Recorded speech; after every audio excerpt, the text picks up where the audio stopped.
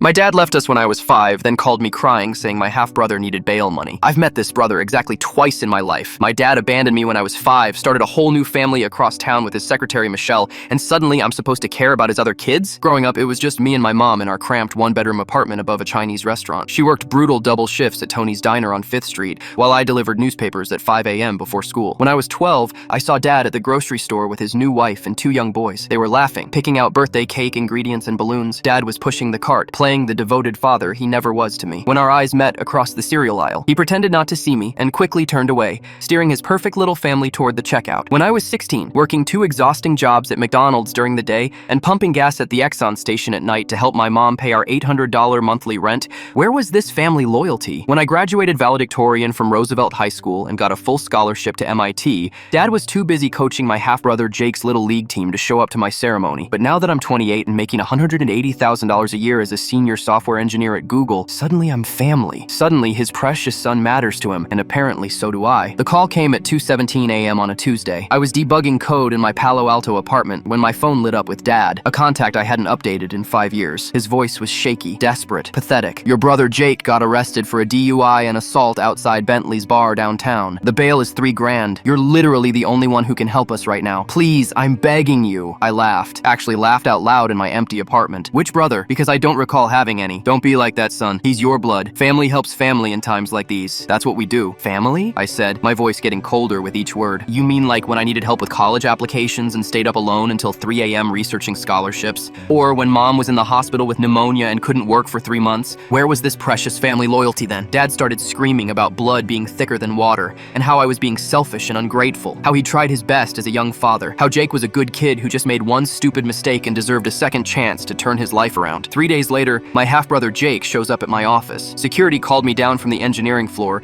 and there he was in our pristine lobby, looking desperate and still hungover from his weekend bender. He begged me to reconsider, saying he'd learned his lesson and would pay me back every penny with interest. That Dad told him I was loaded and could easily afford it without missing a single meal. That we were brothers and should stick together through thick and thin no matter what. I studied this complete stranger's face, searching for any resemblance to myself. Found nothing but pure entitlement and privilege. "You want to know what I learned growing up without a father?" I said calmly, crossing my arms. "I learned that family isn't about sharing DNA. It's about showing up. Showing up when someone's struggling, when they need support, when they're celebrating achievements." His confident expression started to fade as my words sank in. "You and Dad never showed up for me. Not once in 23 years. So tell me, why exactly should I show up for you now?" His face completely crumpled as the security guard politely escorted him toward the glass exit doors. Dad hasn't called since. Neither has Jake. I heard through Mom's sister that he ended up spending 2 weeks in county jail before his mother Michelle finally bailed him out.